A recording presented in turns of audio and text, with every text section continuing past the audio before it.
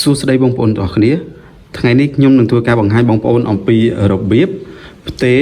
ថាមពលថ្មពីទូរស័ព្ទមួយទៅទូរស័ព្ទមួយដោយពេលណាបងប្អូនទៅឆ្ងាយអត់មានឆ្នាំងសាកទូរស័ព្ទហើយទូរស័ព្ទរបស់បងប្អូនមួយអស់ថ្មហើយមួយទៀតនៅថ្មច្រើនអញ្ចឹងបងប្អូនអាចផ្ទេរថាមពលថ្មពីទូរស័ព្ទមួយដែលមានថ្មច្រើនមកទូរស័ព្ទដែលយើងកំពុងអស់ថ្មនេះឥឡូវខ្ញុំនឹងធ្វើការបង្ហាញបងប្អូនអំពីផ្ទេរថ្មពីទូរស័ព្ទ Huawei មកទូរស័ព្ទប្រភេទ iPhone ហើយខ្ញុំសូមបញ្ជាក់បន្តិចផងដែរ iPhone ដែលអាចទទួលការផ្ទេរថ្មនិងស្រាក់ថ្ម wireless charge យ៉ាងបាននេះដោយសារកញ្ចក់ខាងក្រោយនេះគឺមានត្រឹម iPhone X Plus ឡើងមកដូចជា X Plus iPhone 10បាទត្រឹម X Plus ឡើងលើបាទហើយនេះខ្ញុំផ្ទេរពី Huawei P40 Pro បាទបើសិនបើបងប្អូនប្រើប្រាស់ប្រភេទ Huawei បងប្អូនចូលតាមខ្ញុំមកមុនដំបូងបងប្អូនចូលក្នុង setting មកបន្តមកទៀតបងប្អូនអូសរកពាក្យកន្លែងគេដាក់ battery នេះ battery នេះកន្លែងថ្មបាទហើយបន្តទៀតបងប្អូននឹងឃើញបែបនេះបងប្អូនអូសចុះមកក្រោមអូសចុះដើម្បីពិនិត្យខាងក្រោមបងប្អូននឹងឃើញពាក្យគេដាក់ wireless reverse charging នេះបងប្អូនបើកនេះបងប្អូនបើកកន្លែងនេះទៅពណ៌ខៀវមកហើយគេនឹងបង្ហាញបែបនេះបងប្អូននេះគេបង្ហាញរបៀបស្រាក់បងប្អូនអាចរកនាឡិកាក៏បានពាក់ព័ន្ធជាមួយនឹងកាសក៏បានបាទបងចុចអូខេមកហើយបន្តទៀតបងប្អូនចុចដាក់វាមកខាងក្រោមមកបងប្អូនដាក់កាសបានប៉ុន្តែពីច្រើនយើងស្រាក់យើងដាក់វាខាងក្រោម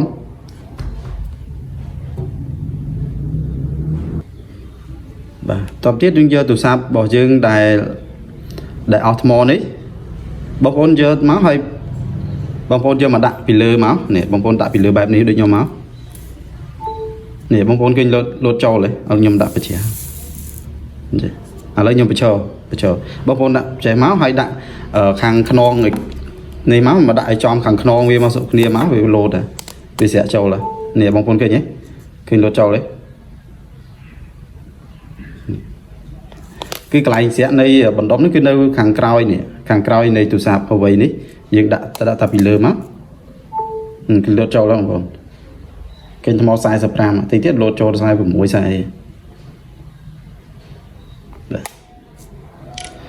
តិចបងប្អូនខ្ញុំបញ្ជាក់កន្លែងនេះតិចបងប្អូនខាងប្រើទូរស័ព្ទពីទំនើបដែរតិចអត់ដឹងពីផលប្រយោជន៍នៃការផ្ទេរថ្មទៅវិញពេលណាយើងទៅឆ្ងាយមួយអស់ថ្មហើយយើងមានទូរស័ព្ទពីរមួយអស់ថ្មមួយនៅអញ្ចឹងយើងអាចផ្ទេរបានបាទហើយនេះអានេះជាចំណុចមួយនៃទូរស័ព្ទ Huawei ទេ Huawei ក៏មានបច្ចេកវិទ្យាច្រើនទៀតដែលនៅបង្កប់នៅក្នុងទូរស័ព្ទហ្នឹងបាទហើយបើសិនជាបងប្អូនមានប្រភេទទូរស័ព្ទមិនមែនជា Huawei ឬប្រភេទណាផ្សេងបងប្អូនអាច comment បើសិនជាអត់ដឹងថាតើទូរស័ព្ទបងប្អូនហ្នឹងមាន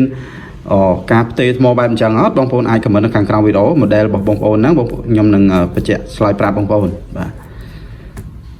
ហើយវីដេអូក៏មានតែប៉ុណ្្នឹងទេបងប្អូនសូមអរគុណបងប្អូនទាំងអស់គ្នាដែលបានតាមដានទស្សនាវីដេអូនេះតាំងពីដើមរហូតដល់ចប់